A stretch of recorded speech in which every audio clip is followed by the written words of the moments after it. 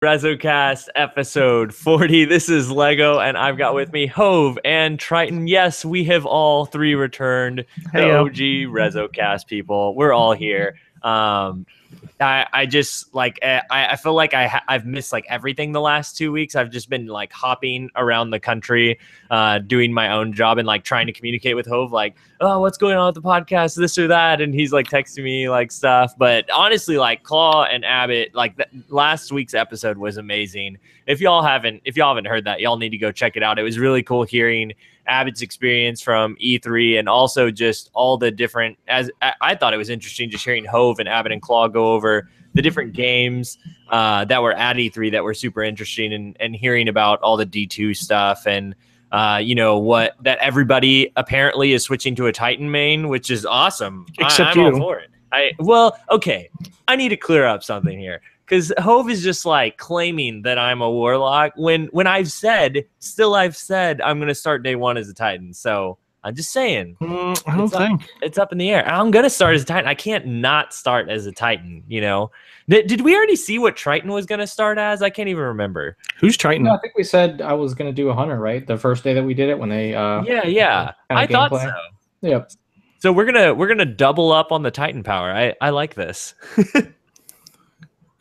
Yeah, it was a really fun episode. You're right. You know, it's always different not having you guys around. You know, this is the crew, but yeah, Abbott and Claw were a lot of fun. Thanks to them for hanging out and helping us out with that.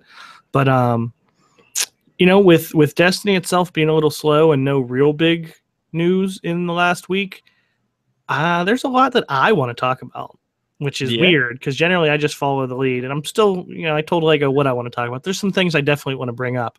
Number one being that Lego is going to be a warlock no matter what he says. So it's not going to happen. This is like, no, I can't go that far. Okay. This is fictional is all I'll say. I was surprised that the way that you messaged me, I felt like you were real fired up in the moment about this topic. So I kind of want to jump to it first because it was like, I was like, man, Hove, I think Hove might text me right now because he's just like, we got to talk about this right here on the podcast. And I was like, okay. I'm not gonna push you into it, but are we going there? Yeah, let's go there. I'm anxious to hear it. So, one of the things that's been brought up a lot lately is no ranked play at launch. And they've still said at launch. And we've talked about that. Now, Dado did a video. Everyone, you guys, I'm sure if you listen to this podcast, you know who Dado is. Dado is one of my go-to people for anything in Destiny. I mean, you may not agree with him all the time, but, he puts together good points. He's intelligent. He knows what he's talking about. And he just did a video that was really kind of a rant. Even as he would say, I think it's called rant about. Well, the end of the video is hilarious because he really is like, okay, I'm running out of breath. End of rant. He was like, sorry, this is hardcore Dado back, the hardcore gamer. Basically, the gist of his video, and this is going to sound strange, I 100% agree with it halfway. Does that make any sense? Okay. I'd like to hear first. Let's lay out the premise of like the main point that you agree with, maybe. Well, he goes into a lot of detail about all of the things they're changing, specifically at the cost of PvE to PvP, all the PvP changes they're making, which I think that, we kind of all agree with. And I wanted to touch on a couple of those too. But he's saying, and he makes it more sound like he's upset because it's not coming. Well, I still, the reason I 100% agree with everything he's saying halfway, because I still think it's, we could be hopeful, and I'll get to that too. But basically, he talks about things like less fun PvE due to PvP changes, the weapon types. You now basically have two primaries and your power, which, again, judging by everything we had in Destiny 1, you won't have all the time. Mm-hmm. You know what I mean? It's limited. So that means you can't, it's just going to be like running around with a hand cannon and a scout or something, which is fine. But I think a lot of the fun in PvE, and it shouldn't matter if they're overpowered or anything, was running around shotgunning things or sniping things or, using a fusion and killing things. Whereas now, because of, presumably because of PvP balance, they've taken those things and tone them down or taking them out of PvE in a way. So that's one thing that has changed. The slower and consistent cooldowns across the board, which also goes with less subclass perk things. Instead of just having 2, we used to have multiple. Maybe there was only 1 or 2 that you would use, but at least you could change things. And you have to assume that that's for balance purposes too, right? Because who cares if something's broken to a point in PvE if you're too strong for the thrall, right? Okay, yeah. I'm still with you. I have thoughts, but I'm with you. slower movement speeds, those are all toned down, and I don't think they were ever a problem in PvE. Those are all things that were done to balance things across the board for PvP, but take, at the cost of PvE fun. Yeah. Okay. And his point was, if they're going to do all of this and make all of these changes, they better damn well make something happen with PvP. If you're going to make all this stuff happen for PvP, you need to come out with rank. You need to make it real. You need to do something with it and not just say, well, we balanced it, so here, keep playing it. Yeah. I see what you're saying overall. I feel like I need to dissect this a little bit for my own personal sake, because you've got 2 different issues. You've got the PvE side, first the claim that all these things are degrading PvE basically. And I feel like I could take them one by one, because there's a lot of arguments. Like the big one I disagree with, probably the biggest, is I don't even want to say that. There's all of them that, because it's not that I disagree or agree with. It's more like I just need to wait until I can play that play PvE for myself in the full spectrum of it, not just a strike or whatever they're showing at E3 or the Destiny reveal, but playing the actual game and knowing okay, these weapons I really don't get to use my sniper rifle as much or whatever, and it's really not as fun. That would be the main thing, is because I don't feel like Bungie would ignore PvE, especially when so many people say this game is a PvE game.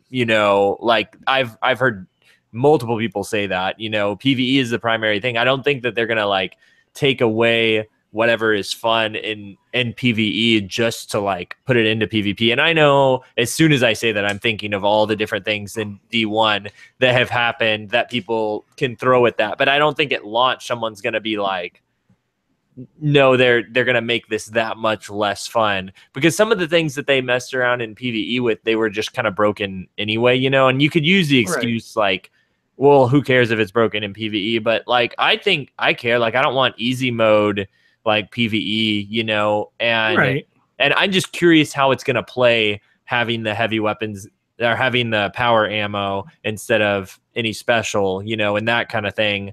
Once we get it, once I play it and see how fun it is, as far as the movement and as far as I think that plays into the same thing. But one thing that's a little different than those are the subclass trees, and how you don't really get to pick any of them because it's easier to balance when they're just a group. That doesn't bother me at all. That has never bothered me from the second that I heard that was a thing. I was okay, cool. There's preset things. Why would I want to tinker with something that doesn't work at all anyway? It's no good. It doesn't actually work. Why would I want them spending time on these things that we're never going to use 95% of the time and make the stuff that we are going to use really great? I would rather that, in the scheme of things and what they need to work on. That's kind of my view on it. And that's separate from the PvP conversation. I just wanted to address those PvE things first, Okay. Well, I mean, and that's I get that we weren't going to completely agree on those. But I guess the thing is, you do have to, whether you think that they hurt PvE or not, you have to admit that they were done mostly for PvP balance, right? See, I don't think so. The skill tree thing, you think that was done for just PvP? Well, no, I'm sure they looked at it, but I mean, it's some of the things he mentioned in the video, the energy drain build on a warlock is so much fun, but that gave you these crazy cooldowns, which lent the ability spam that people are so upset about. It fed into that to a point. Yeah, sure, but it also meant easy mode for PvE, like when you could just regen all of these abilities super fast. Like, yes, it was a way to play. They're just not wanting to implement PvE that way. It's just one of those things. Like, I really think it's one of the things we have to wait and see. Like, as far as like, was this like a bad move or not? Because D2 is a completely different game from everything I'm hearing. It not that it's like not Destiny like or anything like that, but it just I'm hearing that it feels really crisp, that it feels really good, that you have to think about things differently. There's already things that I was watching some of the new PvP stuff just today, just looking through some of the pole dancer, footage that was released along with some other stuff. And it just got my brain rolling around like, man, you're going to have to think about this thing that we never had to think about in D1. And it's just like one more thing to think about on top of all of the other stuff, but we'll get there later. But yeah, I think I just have to disagree a little. I'm not saying like maybe you're right, like it could be. I'm just not to the point where I'm going to complain about it yet or like be worried about it or anything like that. Because so far I like all of these things. Maybe it's because I'm thinking about them more in a PvP mindset. But yeah, if I get into the open world and it feels like I'm moving super slow to get to one objective to the other just because they made this like my movement so slowed down from PvP, then I'll be bummed out about it. But it's nothing that I'm like worried about at this point, Well, see, that wasn't, I don't really think that was the point, that it's going to, like, that's going to be bad. Like, not that PvE is going to be bad, but you took away these things from PvE that really did anybody ever complain in PvE that you were too fast? Or any, no. And they were mostly done for balancing issues. So if you're going to do all these balancing things for PvP, you better go all the way with it. Well, I just think what they're doing, it's not that mindset. To me, it's like, if I'm going to do all these things for PvP, make sure we spend just as much time as PvE. And it looks like they have, given the story that we've been given and given like them taking out self-res for warlocks. That's like a big deal for the single player, because they talked about even in the raid mechanics, like how it was kind of like a cheat and stuff, like this easy thing to go to. And so I know that they're thinking about those things as well. I don't think it's spend all this time like in making PvP balanced and then not do anything with it. It's more like I want them to too, of course, but you're making sure PvP is balanced and making sure that PvE feels balanced and good as well, which it's Bungie. Like, I still don't think that's. You don't think that's true? No, I don't think that's the point. Like, no one's saying like they're not working on PvE. It's just like I'm not worried that I'm going to be too slow and not running around PvE. Like, I don't care. Like, PvE is going to be fun, but shotguns, for instance, like I said, were unbalanced because they were in the special slot because they were one-hit kills. That was mostly against Guardians. The point, forget PvE then in general. Yeah, I think that'd be good for this conversation. They made all these PvP changes that are very clearly towards balance and competitiveness. But if you don't institute anything that is a competitive ranked playlist, whatever it may be, what was the point? Okay, yes, this is the argument that I think is like worthy one to have, because it's like I'm torn on it too. Like, it's like something that I would have liked to see is some sort of ranked playlist, but but this is still in the unknown territory because they're saying, hey, we've got 2 competitive type game modes coming and you don't know what they are yet. We don't know if it's trials or something else, because they've said we don't have ranked, but we have these 2, competitive type game modes coming, and whether that's a Trials of Osiris type thing. We're already assuming Trials of Osiris is coming back in some form, given some sort of trials. Yeah, given all the information we've been given. And so it's like, well, even if it's that is something to hang your hat on. Like, if we have a very balanced, like, I'm not saying it's replacing ranked or anything like that, but I feel like you need to understand it too from a perspective of someone who, like, I don't play Overwatch. And so I don't play. The only game that I can think of that I play that has ranked is like Uncharted 4. And I don't play it enough to where I would even focus on my rank really to understand like what is what, but all the games that I played before were like Battlefield and some other stuff that like just didn't matter as much, none of that stuff. And so I'm more curious before I say anything further, like what your take is on why ranked is important and why it's important to have it from the beginning. Well, like I said, I don't know that it's necessarily important to have it from the beginning, because that's the part where, Okay. like I said, I 100% agree with him halfway. Gotcha. Which, like I said, doesn't make sense. I agree with everything he's saying, but I'm not ready to make it a complaint yet. Yeah. Because there's still time. Mm-hmm. You know, Luke Smith has said they're working on something, and even though he said something really odd, like it's not a ranked playlist, but it's a way to show off what you did or something. That's what ranked is about, which a lot of people are up in arms about, because that's not really what ranked is about. It's not about, hey, look at, my rank. So what is it about? What is it about for you, and what is so important about having it in Destiny 2? I mean, well, as far as important, it's going to PC, and that's where a lot of the competitive esports games are. Not all of them, but a lot of them. And the PC community, in a lot of ways, is much different than the console community. It's much less forgiving with things. It's been mentioned before, if matchmaking is really bad and it's laggy and everything, people are just going to move on.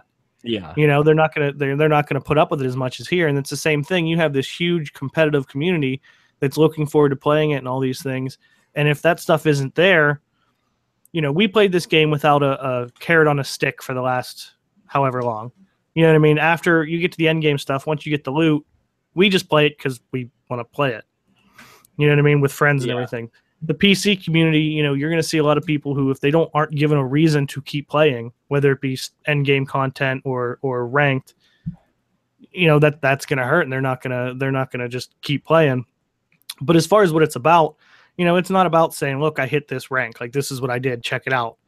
It's more about improving, knowing you're getting better, being able to see that you're getting better, playing people that are of equal skill level, seeing how you're comparing against them. I think it might have been Crucible Radio I was listening to, and they were just using the example of, say, you hit rank 35 in ranked playlists. So now you're playing people that are 35, 36, 34, right around there, and you can kind of tell, like, oh, now, I'm getting my butt kicked. I need to work on these things. And that's more what it's about, is improving, seeing where you match up with the community, with your peers, with your friends. Yeah. As opposed to just, oh, look what I did. It's not a show off type of thing.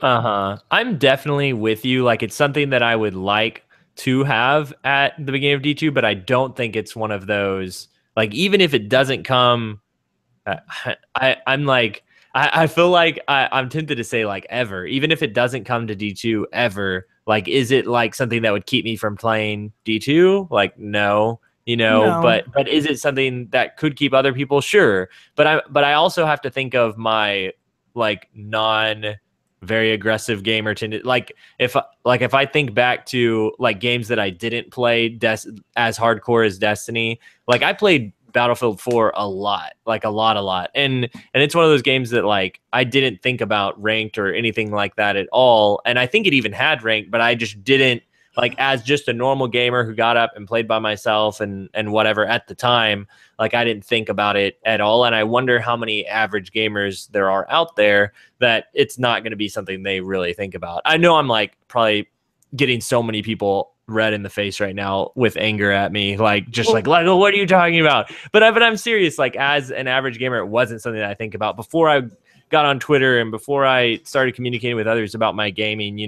I didn't think twice about it. I just, like, can I win this game? Cool, I had fun, and that was it. But we're kind of guessing what the PC community is going to react to all of this. Yeah, but I mean, it's going on a lot of, evidence from other games, and just, the way, like, that's why a lot of competitive things go to PC, because it's more precise, it's smoother, it's all the different PC versus console things. We're not going to rehash that conversation specifically. Yeah. But like I said, and I'm still hopeful, because they said they're working on something. We've talked time and time again that they listen if we bitch enough, at least. Private matches aren't coming at launch either, but they're gonna come back. Why would you take them out? You can do them. You've done them. Yeah, and I'm probably more upset about that than I am about ranked right away, because it's something that we already had, like that. And I know, they kind of go hand in hand, though. Yeah, they've been developing B2 for a long time, and maybe we got private matches in the middle of them building D2, and then they had to figure out how to add it. I don't know. Right. But like I said, still, with PC not coming out till October, there's still that window that maybe they don't launch something like ranked or whatever they're working on until it's out on all platforms.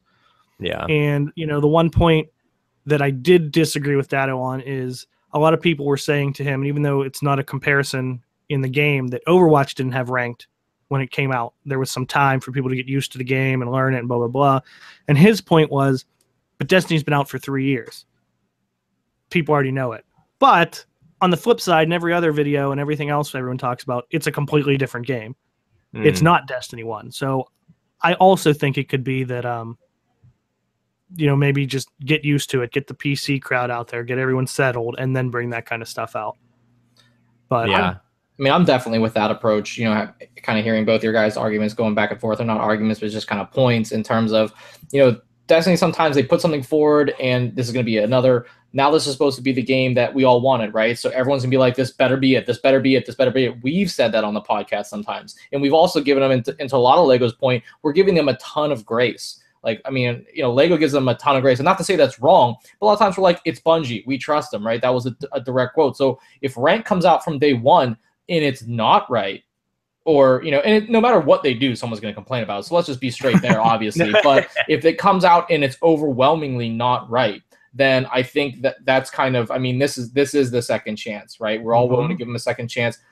I'm definitely more in favor of sit back, see how the game comes out, because all the balancing efforts are doing, they are, and we opened up by saying they're moving some weapons to the power weapon slot. Maybe they see that, they see how PvP really plays out, and they make an adjustment before they go into ranked, right? That's a big wild card. And when they say we're coming with something, it's not like the podcast and Luke Smith ended with like, oh, by the way, no rank, sorry, deal with it. Right. They have something in mind. So I don't have a problem with them coming out, seeing how things will work, like Hope said, getting that PC crowd in there, because I think, not to say that I think they're nervous per se, but I think they listen to the community. We say that almost every single week. Yeah. They know that everyone's like, yeah, this has got to be your chance, right? You're going to hit the story this time, right? We're not going to have to rebalance the weapons all the time, right? Like, we have a ton of expectations, and you're only going to forgive so many times, right? And so they have to come with their best foot forward, and this is new territory for them. It's not delivering a better PvE content, knowing all the things they were shortcome on. People, if Trials was the closest thing to rank, what did people complain about probably the most in Destiny 1 when the content got a little dry?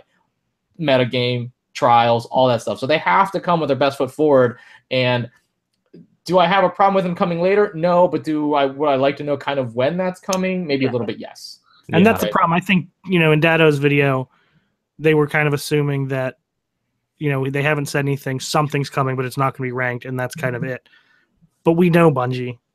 They never come out and say what's going to happen. They just don't. That's true. And that's not necessarily good or bad either. But my final point, just quickly, because I didn't get to mention it, you were saying Lego being more of a casual gamer when you played Battlefield 1 and everything. And I'm with you on that. And maybe it's just me with Destiny, but I played not a ton, not nearly as much as Destiny, but I played Call of Duty and such, and I didn't care to get into that stuff either because I mostly just got on, played, did whatever. Exactly. But I feel like now, we have so many, we're in Resolute. We have all the people in Resolute, even just us, friends outside of the clan.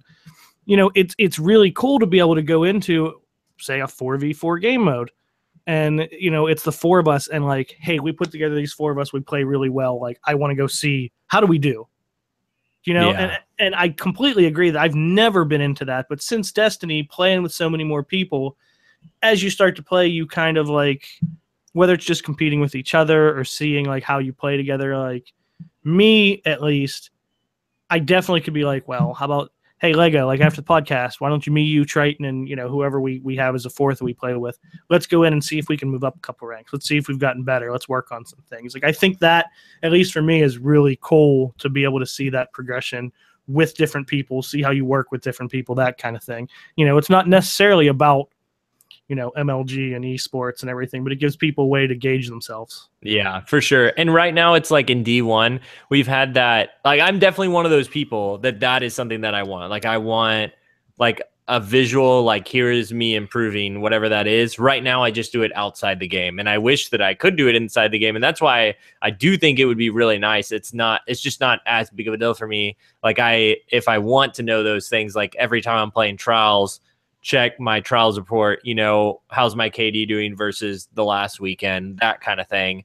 Or like for a while, like during year 2, I had a screenshot of my DTR rank basically for a little while. Just I can't remember what all stats I was looking at, but I was just looking at my percentage, like based on the other Titans in the game. Like, did I make it to that 1% yet? And I was at like 6%, and I just slowly watched myself, took a screenshot every few months until I made it to 1%. But it's like, yeah, that would be great if that was just in game and I didn't have to go somewhere else, like go to Destiny Tracker to go and look all that stuff up.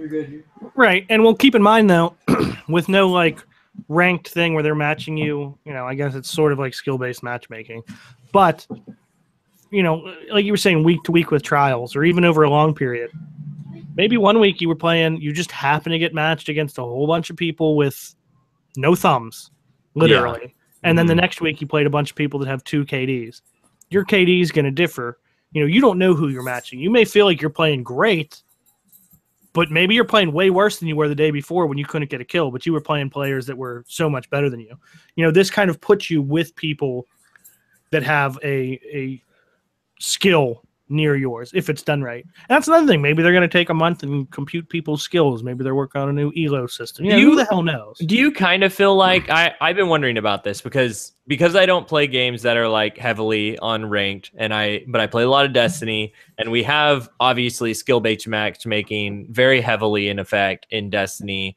Do you feel like ranked might just look like a visual representation of what we already have in skill-based matchmaking? Like, isn't that what is kind of happening anyway whenever you go into the Crucible nowadays?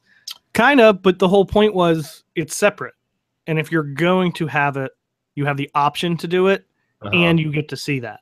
So basically, I don't think skill-based matchmaking itself was ever the problem. Skill-based matchmaking was the problem because it was your only choice. Do you think that this is what I'm getting at? Do you think that when people ask for a ranked playlist, they don't actually care about the ranked playlist as much as the open public playlist that isn't ranked, that it's just random thrown in there because they want to not care? Basically, people say that all the time. They're like, I just want to chill, I guess it depends on which side of it's the choice, pretty much. Yeah. And it also depends on who you're asking, but I definitely think it's the choice more than anything. I just think it's an interesting conversation to have because a lot of people will say things like that, but also want ranked, and just the way that dynamic of like, what do we actually want? Is it both of those things? Do we really just want one of those things? I think anybody, at least to a point, would at least after having both, want both and see the benefits of both. If you're a casual player,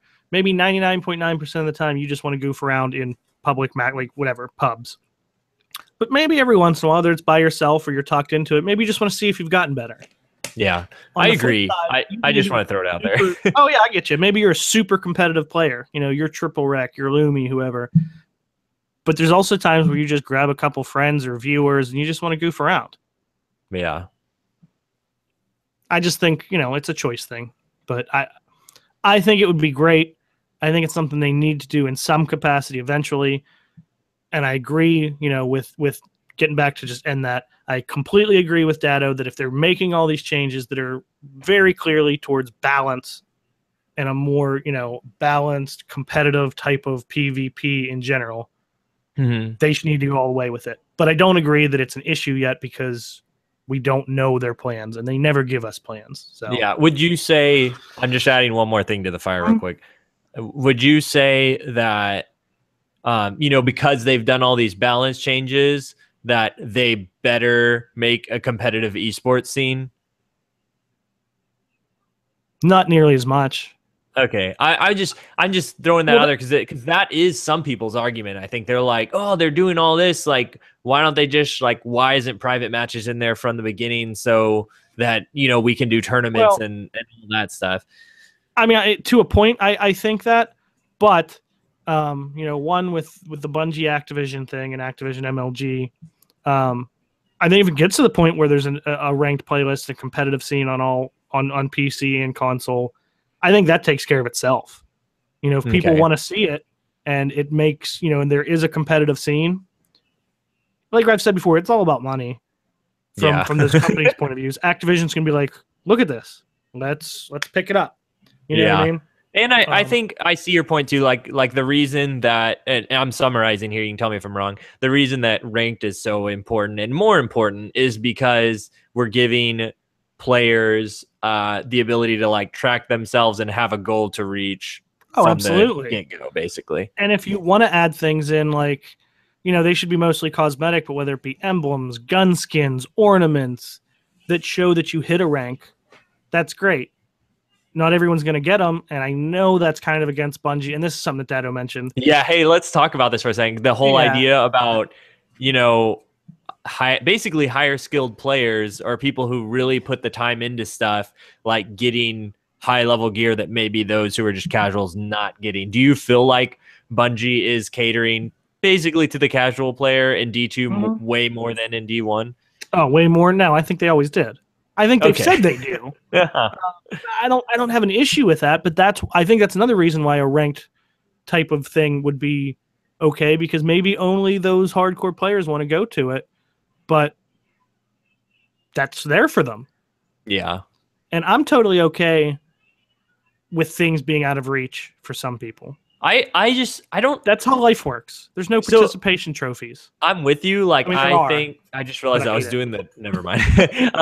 So I'm with you. Like I think that I hope that there is harder to reach stuff in D2. It's not necessarily like out of reach stuff, but I just hope there's more like extremely difficult things that over the course of you playing this game you might eventually get. Like there has to be extreme stuff at the end of this, super long stick. There has to be a carrot that's worthwhile going and getting, and I feel like in D1 there was like there'd be some stuff that took a really long time to do, but really like was that worth the effort to do that super long tedious thing? But like I would love for there to be some really great stuff at the end of some super long roads that you have to go down in D2. Like even if it takes me forever, like even if there's stuff in PvE that would take me forever to get, because I don't super love doing raids and stuff all the time, but like if there's something like that, I would love that for both sides, PvP and PvE. And I think that I would be more okay with that kind of stuff in PvP, like a ranked list, than in PvE, because except for maybe like a challenge here and there or something, but for most part PvE is kind of that you're more basic, like you're playing against the the computer. It's a set difficulty, whatever you do, it doesn't change. Whereas I think, like I said, for PvP, maybe every 10 ranks you get some emblem, and that's what really starts to set people apart.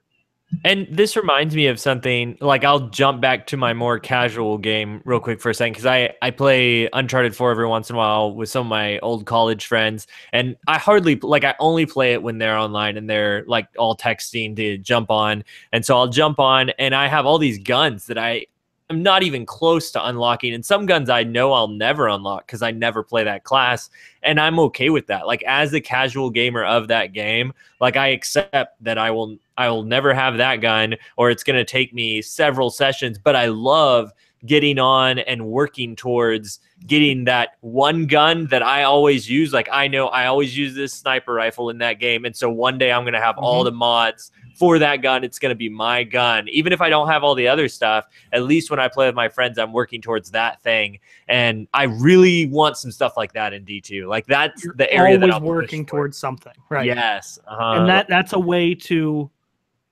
in the long run, without having to make new content all the time, that's the way to keep people striving for something. That's another reason I think for the longevity of the game, I think it's important. But, you mentioned Uncharted. I never played Uncharted multiplayer too much, for as much as I love the Uncharted games. But The Last of Us multiplayer was one of my favorite multiplayers ever. I haven't played that one yet. It's the best. Very slow paced, sneaking around, stealthy type of thing. I've watched people play it. I just haven't played it yet. And I played just with one other person, and it was like teams of 4, I think. 4v4. But I know in the one game mode, I didn't know anything about it. We didn't put together teams. We didn't play in any tournaments. I don't even know if there were, because it wasn't like a competitive type of game. Yeah. But they had a leaderboard. I could go see that I was in the top. I think we hit like top 200 at one point on The Last of Us. And that was something that was really cool. And then we wanted to try to hit top 100. Nothing came of it. And it wasn't a competitive game, but even that had just like a leaderboard of some sort, and you could move up and get stars on your name or whatever. You know, Overwatch does the little portraits. You get a little star for each 100 levels. Then at 500, it changes color. And you go into a game and you see, oh, damn, I'm playing this guy. He's level 600. I'm level 110. You know, and you see that kind of thing. Yeah, that's cool. Triton, I'm curious what you think about all of this, like as far as like catering to the casual player versus like having things to grind for long periods of time. Well, I mean, in terms of catering to the casual player, I think everyone's gonna have to do that, right? I mean, you can't make your game only accessible to people who are going to play 100 hours, or I mean, that's not even really that many hours when you think about Destiny. So it has to be that way. But I think that every player will appreciate the fact that there's more to do once you get there. You know, some people may never buy a DLC in Destiny 2 or never bought a DLC in Destiny 1. So if the games came with things that took a lot longer, that would still build life into those things as well. So, you know, I do think it would be nice to have things that are harder to obtain, or you have to, you know, that gives a sense of accomplishment. And I think in general, like RPGs are like that, or, you know, MMOs to a degree are like that. I mean, that shouldn't be a strange concept to people who come from that background. A lot of people are going to come from that Destiny first person shooter, you know, this is, you know, RPG type of blend too. So they're going to be used to having to go get things like that as well. I don't have any problem with those things.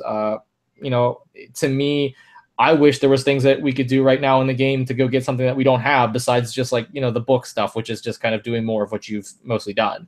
I think that would be great. So, you know, I'm pretty much for anything that adds, you know, content in the game, because we're all kind of in a position where we're just, you know, obviously talking about Destiny 2 every week.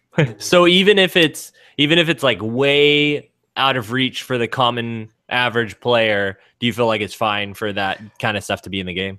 Well, maybe that's, you know, I don't want to disrespect the common average player, but at some point that person's probably going to drop off regardless. I mean, right? I mean, so if it's super unattainable for the casual player, well, I mean, let's define what the casual player is. The casual player probably doesn't do that anyways. I don't think that necessarily turns the casual player off per se, or they may have been turned off anyways. I mean, if people couldn't find someone to raid with, which was the end game content, and that was something that you really had to get yourself leveled up for Vault of Glass, they quit. What can you do for the casual player to keep them not quitting without completely alienating people that are like, wow, I could play for 1 hour and be done with this game. Everybody would be done, right? So I think when you understand the nature of the casual player, having things that are out of their reach by nature is what makes them a casual player. But on the flip side, I think also, and I don't disagree with you, because I definitely think there should be things that are super hard to get. You know, I already said that. They shouldn't be game-changing. They should be cosmetic or whatever. But don't you think just by the nature of something like that, you may change some people from casual players to people that play a lot because they have something that they're looking at, that they're seeing that they're getting better? Oh, absolutely. So wait. I'm 100% with you there. I mean, when you say that, like, if you have something that could keep people in, if you give them incentive to go in, and maybe it's not raid exclusive. Absolutely. The same that you mentioned with ranked playlists, you can track progression. Sometimes that'll keep someone in there just to see, like, oh, can I get to like level this, level that? Exactly. Sometimes you're going to sucker someone in. Well, not sucker someone in. Sometimes you're going to get someone to keep doing that just because there's something they can keep actively engaged in. I 100% agree with that. That could maybe flip some casual people. And again, I'm a proponent of this because if you're going to be, again, casual, it really won't matter. You're either going to play, you're going to play an hour, you're going to play an hour. Some people will convert. It's only a positive gain. It's a choice. Right. And I think that's been a big thing about our conversation today, giving players a choice, giving them options. And that's the heart of RPGs in a lot of ways, is giving them a choice. Well, we have a quick question in chat. Spiffy McTaco asks, Warframe does a reward system based on days played. Would that be a good system? I think it could be to a point, but I don't think in this essence that would be enough. Yeah, because isn't Warframe is a free-to-play game on PSN, right? Am I wrong about that? I'm pretty sure. I think so. And so it's like incentivizing people to keep playing, you know? But I think I think, Bungie has done sort of a similar thing to that, but it's like your daily story mission or your daily Crucible thing. Like they'll do versions of that, but I guess for Warframe, they do it in a streak. If you do this many, then you get this extra reward or whatever. So, I mean, I think stuff like that's fine. For sure. But I think there should still be like invested, like you've invested the skill to do this one activity, you get this really cool reward, whether that's trials or whether that's, one great PvE example for me is still to this day, doing that. It's that one strike that you do backwards or you do the secret ending of, and you could get the ship potentially, or you could get the Black Spindle, I think is what you get from it.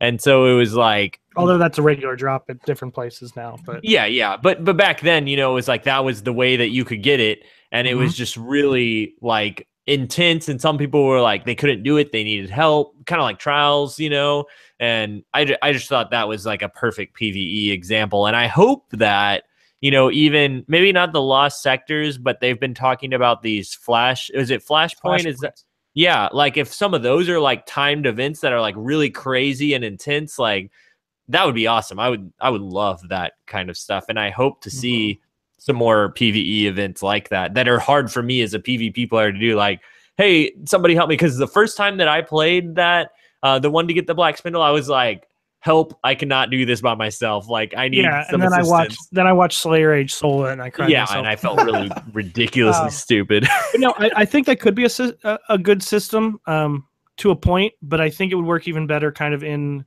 tandem.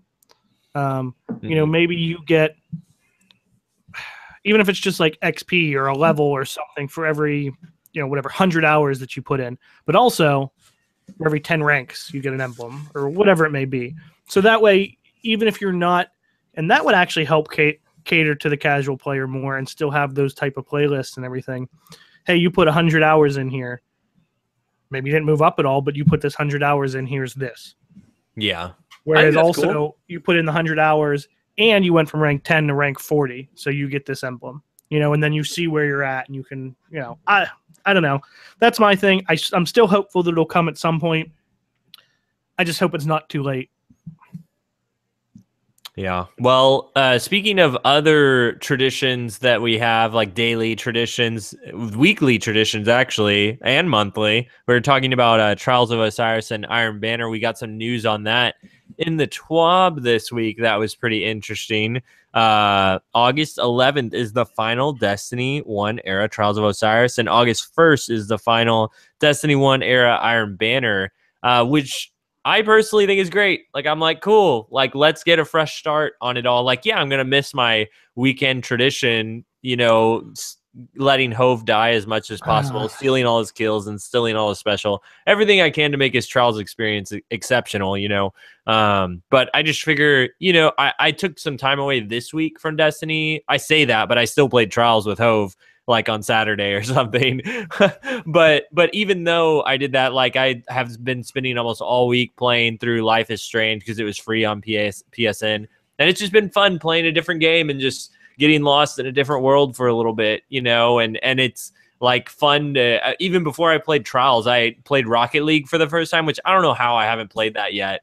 But I just like, I didn't have internet. And all the band guys were in the hotel room together, and we were like, hey, I got this game that's actually we can use all the controllers for. And we started playing Rocket League and had a great time. And just coming back and playing Trials with Hove, it was like a lot of fun. And I was like, man, I like enjoyed that a lot. Not that it's not always fun playing with you, Hove, but I did have fun, and it felt fresh coming back to it. Always feels fresh coming back to a game you haven't played in a while. And so it makes me really excited that everybody's going to put down their controllers for a month and then pick up with D2, and it's going to feel just so fresh. Claw was talking about it last week. He was saying, after he played Destiny 2, he's like, I haven't played Destiny 1 in a little while. I'm not sure if I will. I might just leave it at that. And that's okay. Yeah, that's okay. Yeah, and that's great. And they're kind of forcing some people to do it by not having Trials around. So I'm totally down. What do you guys think? Yeah, I mean, I'm okay with it. I don't really have a real strong opinion either way. I think it kind of shows that that's going to be their all hands on deck Let's Yeah. get everything ready, because there's no other reason that they can't just start trials. You know what? I think I just got this idea. I think that what they might do, because I was just thinking about all the streamers in this who do trials carries and stuff every weekend, and that's their thing, is doing trials. What are they going to do for this month-long thing? Just switch to other games? Or they could run their own Trials of Osiris where every team has to go up against them, and they pick people from their Twitch chat to run their own like 3v3 private matches, and it's like whatever Twitch streamer can make it through 9 games without any of their Twitch chat beating them. Like, there's some awesome opportunities. Oh yeah, Twitch chat interaction here. And do you know where they all come from? How they would all be possible? How? Private matches. Private matches, yes, that's exactly which what we I'm aren't going to thinking. have a month later. Yeah, true, but we'll still have them in Destiny 1. No, just kidding. Oh man. But I'm okay with it because they're letting us know, and I think that's a big thing sometimes too. So they're going to end. It'd be one thing if we get to there and they're like, "Oh yeah, it just didn't happen." And everyone's like, "Why didn't it happen?" And I'm sure we'll get the people like, "Oh, they're working on Destiny 2." But letting us know up front has always been something that I think this community has really appreciated. And plus, there's the opportunity that maybe, I don't want to, say yes or no. Maybe they do something kind of like nice on the last one. Maybe it's like an extra hurrah, or it's kind of like a send off for those things. So maybe they do something that we don't see until it happens. So, we could always hope for that. Well, I think another thing that was cool, along with the last Iron Banner and the last Trials, they also told you the last time King's Fall is the featured raid, Wrath is the featured raid, so on and so forth, so that you can get your Age of Triumph stuff done if you want to get the shirt by August 1st.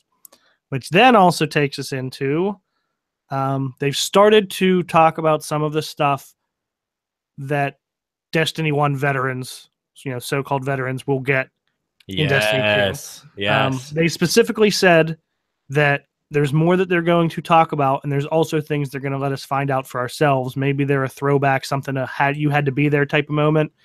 The first thing that makes me think about is the pile of bones in the loot cave. Oh yeah, maybe there's something like that in Destiny 2. But yeah, there's 7 emblems. Mm-hmm. Yeah, I kind of, okay, I'm really excited about it.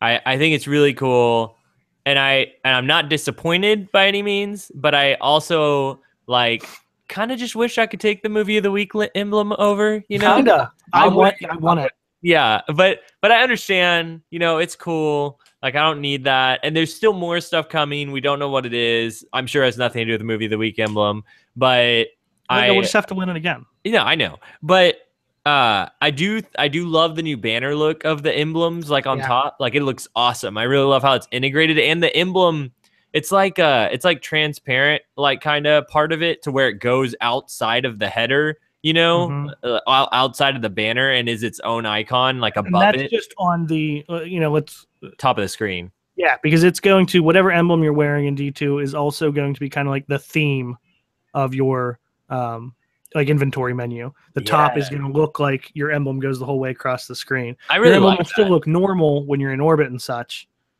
but so that kind of allows you to customize your inventory screen and everything. I'm going to be completely honest, though, I don't really care about any of these.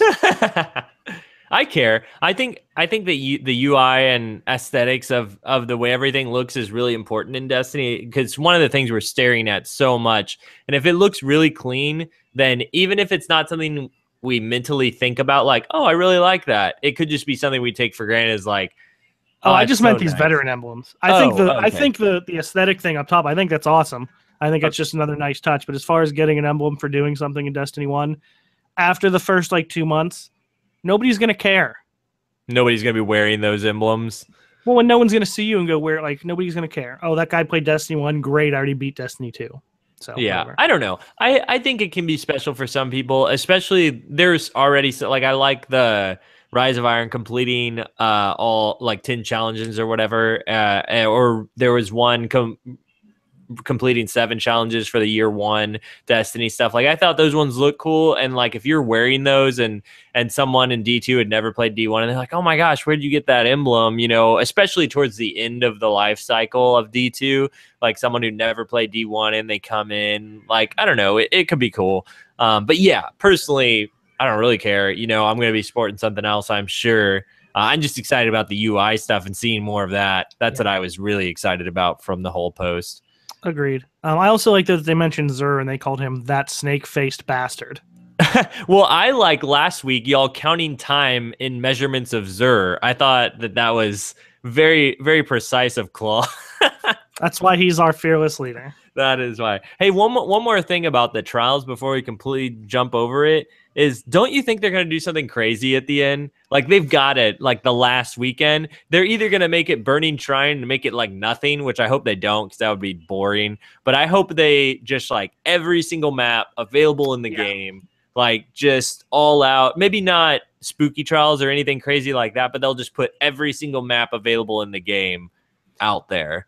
Well, the one thing someone had mentioned to me that kind of made sense, although I literally just thought of the same thing you said, maybe the very last weekend they should just have every trials map on a rotation. But somebody mentioned to me, was it May? Was Earth Day, and they did all the Earth maps rotating. Yeah. Then in June they did all the Mars maps rotating. Maybe July they do Venus. August they do Mercury, or vice versa. Yeah.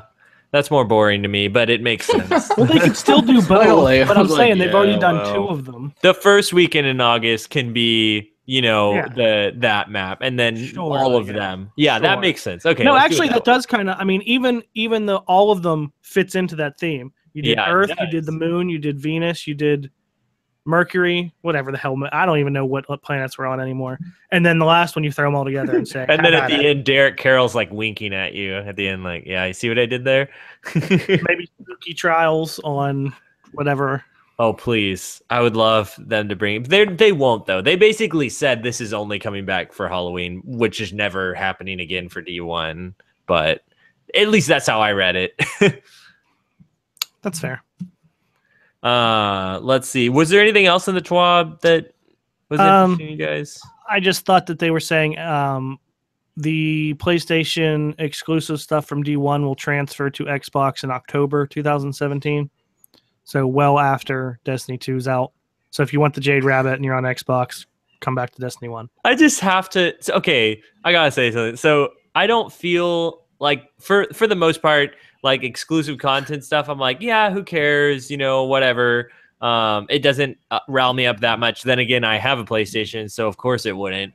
But at this point, when it's like D2's already out, and here you go, you can have all the Xbox stuff, or you can have all the PlayStation stuff, finally Xbox.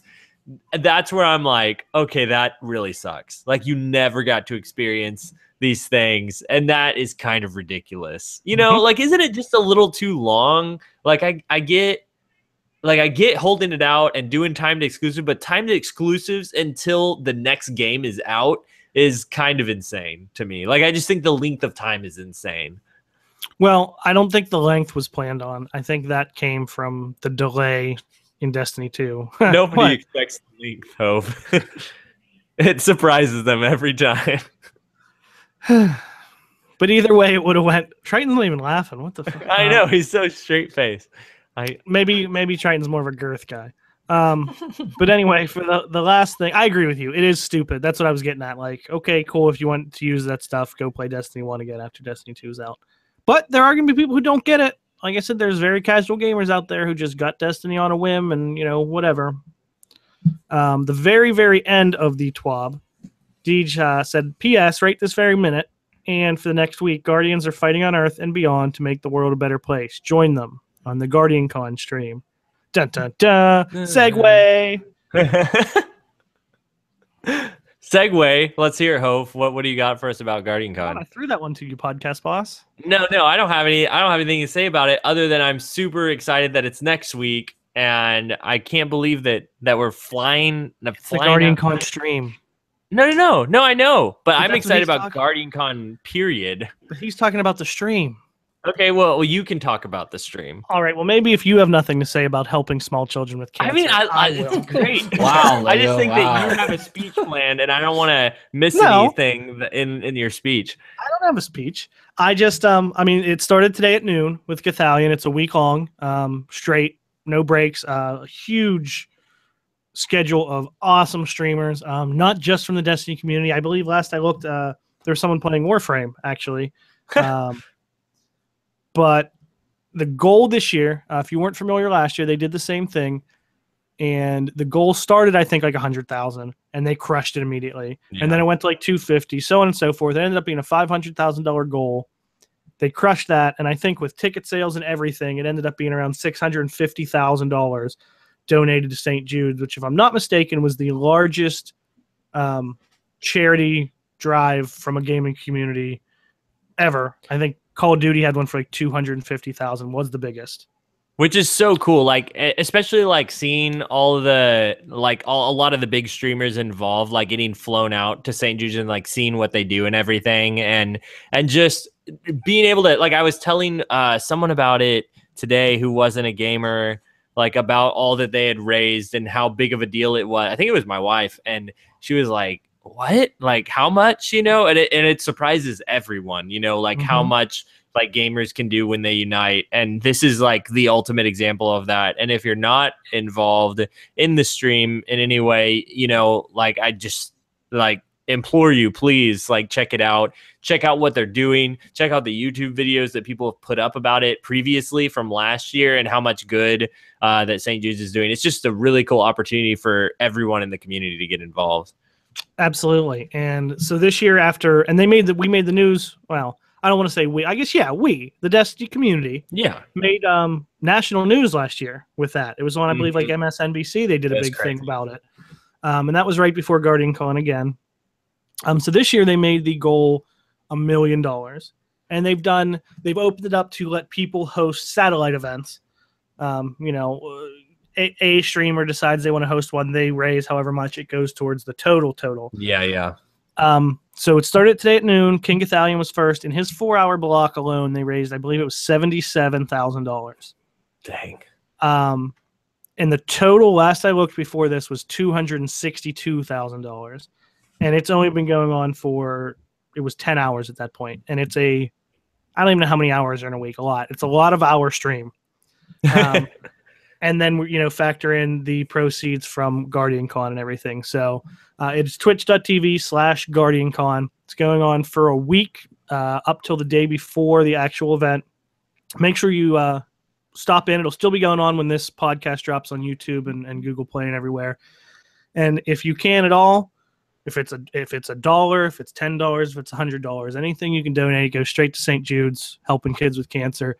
You know, even if it is $1, it may not seem like a lot to you, but if every person that plays this game donates $1, that's a hell of a lot of money right there. Yeah. So if you have it, great. If you don't, just being there and showing some support is plenty. But I feel like anything else I could talk about from this point is going to fall flat in comparison to what good people can do going to that stream and donating some to this cause. Like, I'm like, oh yeah, we have this other thing coming up. And I'm like, this is like the biggest thing going on right now.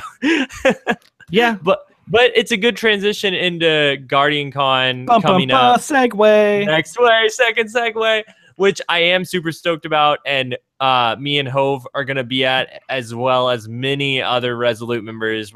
Have a ton of people staying at a house that we rented that we're super excited about. And then obviously we'll be at the convention, hanging out with all you guys, hanging out afterwards, hanging out beforehand. I mean, I'm sure it's just going to be like a huge meet and greet the entire time. If you want to know where we'll be hanging out, like, I'm sure we're going to be updating that on Rezocast's Twitter. So you can keep up with us there. We'd love to hang out with every one of you. And, you know, obviously Hove's going to be talking about it some in his Twitch stream as well, I'm sure, letting people know where he'll be at, and on our individual Twitters too. But we'll for sure be around the conference. Already got tickets to several of the podcast theater stuff and several of the other stuff going on. Super excited to see everyone. Podcast theater, Hove. You are from the South. What'd I say? Theater. I say so many words worse than that one. You just wait. You just wait till you're around me in person all the time. You're going to hate being around me. I can't wait. I find that hard to believe. But yeah, no, we'll definitely, I'll make sure to do some stuff from the Rezocast Twitter so you guys can follow that if you don't follow us individually. but we'll also be doing. We may do a little something down there, not a full episode, but we've had some talks. I'll probably be periscoping some nonsense here and there, so you can tune into that. But absolutely, if you're going to be around, hit us up on Twitter, any of us, or at Rezocast Twitter, and we'd love to meet everybody. My goal is to meet everybody that's there. Every single hope's just gonna walk up to every random person. Hey, I'm gonna be like security, but instead of checking bags, I'm just gonna be saying hello. Well, I just want every conversation to look like you're one with Fallout at the bar, where you're like, I know you. They all have name tags on, so I can. I want better yet. Someone listening to this, please come up to Hove and just kind of stare at him for a second and be like, I know you. You're that Hove guy, right? I would love that so much. Me too. Well, I do have one last thing before I think we're getting close to closing out here, but I did want to mention, because it's already aired a trailer for it, the Team Resolute Clantage, the final farewell to D1 Clantage. I can't wait. Being made by Crispy Senpai. It looks incredible. Like, I can't wait already. If you've seen any of his other videos that he's done for Hovey, or I think he did one for Crafty, too. Mm-hmm. Just from taking like it's amazing what he does with what he's working with, and I'm super stoked for it. Like, it looks like it's just gonna. I feel like just from the trailer, he gets what Resolute's about, you know, and it's gonna be a great montage. I agree. I'm really excited about it. If you're in Rezo and you're listening to this, you haven't put any clips in that Google Drive, go do it right now. Right now. Demanding you. But yeah, so that is going to be awesome. We'll retweet it from Rezocast. It's going to be on Team Resolute's Twitter as well. So yeah, I guess that's about it. You guys got anything else? I have so many more things, but I'm gonna skip some of them because you seem to not want to talk to me anymore. No, I want to talk to you. I just feel like, you know, we got D2 coming out, and I don't want to dwell on. I feel like I don't want to dwell on D1 too much right now. That's what I feel. This is about D2. Okay, well, let's hear it. I'm ready. Everything I've talked about's been about D2. Okay, Ho. Okay. No, this one I just want to touch on this week because it actually, this news came out early enough that we could have talked about it last week. Yeah. But we kind of focused on E3 and new stuff. One of the things that we have been super hyped about, us as a clan, or us as a podcast group, and the clan in general, is guided games. Yes. And I think it's a great idea. I now have a concern about it. They've since announced that it will not be available for heroic activities and raids, correct? Yes, that's correct. Why? Okay. I thought that was the point. So it's going to be available for the same things that regular matchmaking has always been available for. No, you can't regular matchmake into a raid. You can't in this. That's what it's not available in. No, it said for heroic raid. I thought it said heroic activities and raids. Like Nightfalls, raids, heroic strikes. Maybe I misread it then, because what I read, I'm stupid. What I read was like hard mode raids, but for regular raids, you can still use it for. I think you're a liar, is what I think. I could be, but that's the way I took it. And if you can't do raids, period, I think it's pretty bad. I mean, if you can't do heroic raids, okay, I guess. Okay, it is available for normal mode. Okay, good. Yeah. Okay. So I'm not crazy, but this does worry me that, you know, well, if you can't do it for heroic raids, can you do it for trials? Because I feel like doing it for trials would be really cool and a really neat way to do trials carries as a clan, you know, and I'd be really bummed out if that wasn't a thing.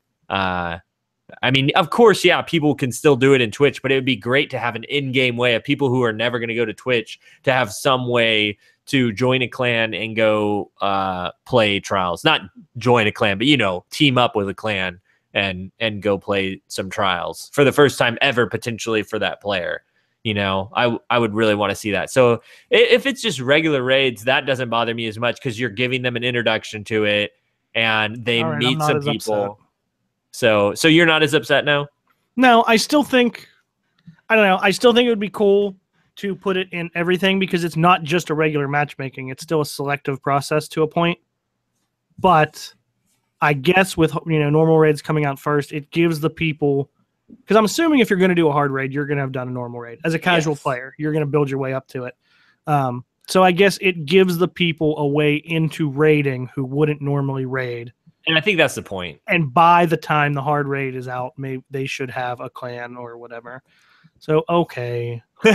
but it does worry me that it's not going to be there for trials, and that I think is a valid concern because there's no easy mode trials. Maybe there will be. I don't know what that would look like. But on the flip side, I don't want to go back to it, but maybe trials is some sort of ranked competitive endgame thing, and not everybody should be able to just jump into it.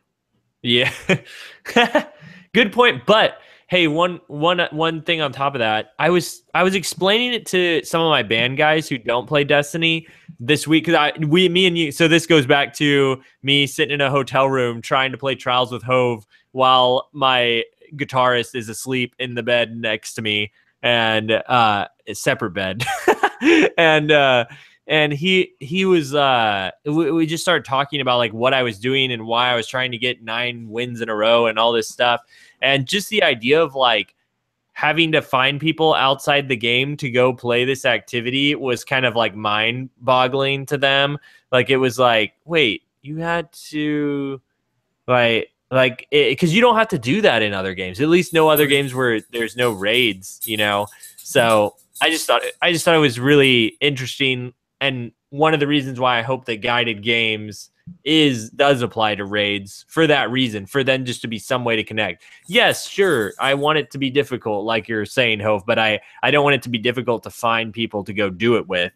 What if they're really skilled, but they just don't get online to find people? They just don't have that skill.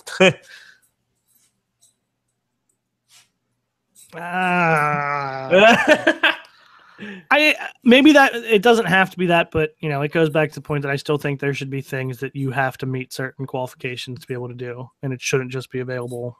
Whatever. I'm done. But should those qualifications be getting on the internet, to find people rather than just if you have a mic, you're really skilled, you're in the game, but you don't know of any, you didn't know there were LFG websites, you never got on BNet. Guided games, nobody can just jump right in and play Trials assuming it works the same way. So if they've used guided games for any other event up until Trials, they've met people along the way already and have maybe joined a clan or whatever. That's true. It does provide another platform for meeting people, which okay, I will accept that as like that's cool. I just don't see said they're going to talk more about clans in the future too. Yeah, so I just don't see a reason why it wouldn't be in there for Trials too, like for something for PvP people. Not saying people would use it all the time or anything, but I mean, as far as Destiny 1, wouldn't you say Trials is the PvP equivalent of the hard raid? Yeah. Uh-huh. You know what I mean? But it's also the equivalent of the easy raid if you're just trying to complete bounties. So I feel like Iron Banner is the easy raid. Okay. Iron Banner is just a grind. It's not a raid. I don't know if I can compare it to that. It's like doing Iron Banner is like the sword quest, where you have to collect all the materials. No, the PvP the version of top that quest. Do you remember that? Yes. Oh my gosh, that took forever. I don't actually believe these statements I'm making. I'm just saying stuff right now. No, I mean, I think, and it all comes back to disclaimer. All we can do is compare what we know to what we're finding out to what we know of Destiny 1. And none of it may be valid when all's said and done. But as human beings, that's all we can do. So yeah. We all just love the game and want it to be fun for everybody, except for Triton. Triton, what about you? Triton, do you think that regular mode rating guided games is fine?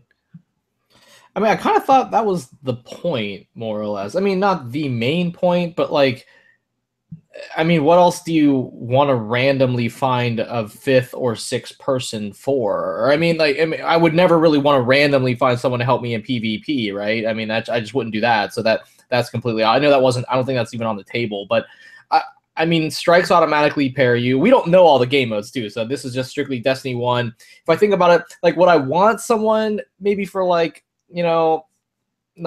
or Heroic? And it kind of does that. I don't know why I would ever search for something that's not a raid. When I heard guided games, it's like, okay, there's 5 of us. We have everything down. Wouldn't it be cool to get one person who's never done this in maybe and get the raid done. And you know what? We know it in and out. If they could just sit in the back and shoot one person, it's fine. I kind of thought that was a little bit of the point. Like, I would never want someone just randomly keep me company on patrol.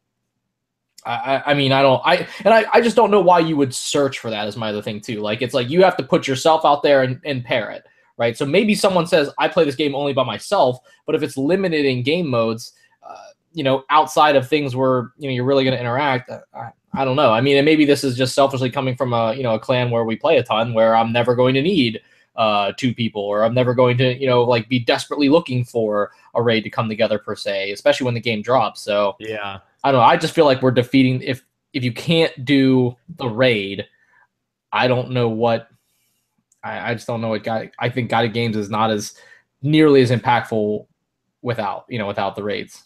Yeah, I think that you hit an interesting point that you're not going to use it like for patrols and stuff like that, because they mentioned it's not going to be for nightfalls, I think, and so, or for heroic stuff, and so it was like, well, yeah, none of those activities require a mic anyway, and so you wouldn't connect with those people potentially. That whereas like if you're doing a raid, you're like required to have a mic. I would assume they'd have something like that in the Guided Games thing. So when you pick up someone for the raid, they have a mic and you're instantly communicating with them. And that's kind of like Triton said, the point is to like be able to show them and connect them with people. So yeah, I feel like even if it's in just regular raiding, that's fine. It's accomplishing its main purpose. Well, I'm going to play both sides of this for a second. I asked it last week, on DCP. I wasn't on DCP, but I asked them on Twitter, and Breyer mentioned it, and they talked about it, and they all kind of agreed that it does take, the way I asked it, I said, does it take some of the wind out of the sails of Guided Games, that it's not available for all that stuff? And they agreed that it did, to a point, because I want to say it was Holtzman was saying that once, and you're assuming most of the time, the guides are going to be more players like us, that are in clans that play, whereas the Seekers are going to be more casual players that don't have people to play with, don't play as much, right? That's kind of the gist of it. I feel like the majority of people who, once the hard mode raid comes out, there's no reason to do the normal raid anymore. So I think that would, in one way, leave some of the people who maybe just, because like I said, it's only available for normal raids. So we were talking about the people who want to get into normal raids, then maybe they find a clan, and then they can do the hard raids with the clan. What about the people who don't even get into the normal raid until the hard raids are out? There's less guides for them. Yeah. But on the flip side, like I said, I'm going to argue with myself. I'm good at that. It also leaves opportunities for people like a former guest here, Syntax 7. He does a lot of raid helps, right? Yeah. So even if he doesn't want to do the hard ones, it gives him the opportunity to do, hey, maybe today we're going to do hard raids with viewers. Whereas maybe tomorrow we're going to just do Guided Games on normal modes and get those people through. Yeah. Now, granted, that'll help those people get through a normal raid, but it's not going to help them really find a clan. Because it's not like somebody, I'm just going to use Syntax 7 as an example, is going to do that every week and invite all of them into his clan every day. That doesn't make any sense. So it definitely has its ups and downs. I still think it's a good thing. But obviously limiting it in any way does limit its potential too. I mean, that's just the way things work. If you take somewhere that it's not available, it's going to limit the reach it can have. I'm with you. With you on both sides. Is that the first thing? But you get, I kind of argue with myself, mean. but it depends on the scenario and the person, the timing. Also, I think it's the first thing we agreed on all day. This started off where Lego and I were. Yeah, we were on opposite sides. Ready. I think part of me is I just wanted to take the other side just for fun, because I feel like I can relate to. We talked a lot about casuals, basically. We've all were casuals before. Yes, and I think that's appreciated by a lot of people. But yeah, I don't really have anything else to say about Guided Games other than we'll just see how it plays out, once we get it. You guys? Get it, girl. Okay. Well, this has been Like, Lego all right, Lay fuck Flash. this, I'm done. I am done at that point. This has been Lego Lay Flash. You can find me at Lego LE Flash on Twitter, Twitch, YouTube. Hove, where can they find you? All in the same places, right here, twitch.tv/Hove76, YouTube, Hove76, and Twitter at Hove76. Talk to me. I like talking to people on Twitter. Triton. You can find me at all the same places with under Triton Please, the please being PLZ. Awesome. And Hove, where can they find more about Resolute? Twitter, as usual, at Team Resolute. And as Klaus said last week, there's 3 big announcements coming from Team Resolute coming up with Destiny 2. I think one of them has now been teased. Yes, the other 2 we don't even know. We don't even know what they are. Well, maybe number 2 is the website. No, because he mentioned that. But the website has a little like coming soon thing on it, which looks awesome. TeamResolute.com, which that'll be up soon. And even Claw, I don't know if you listened to last week, Lego. I did. That was good. He even assumes or admits that it's better than it used to be. That was an awesome admission. He was like, I won't repeat it. You can go listen to it. Yeah. Well, you can also find Rezocast at Rezocast on Twitter. We'd love to keep up with you during Guardian Con. It's going to be a great, fantastic weekend. We have a lot of cool stuff planned as far as episode 40.5. I don't know. We'll see what we call it, but it's going to be pretty awesome. We're going to be seeing a lot of Resolute people, so it's going to be a blast. And yeah, I guess until next time, guys, GG. GG's.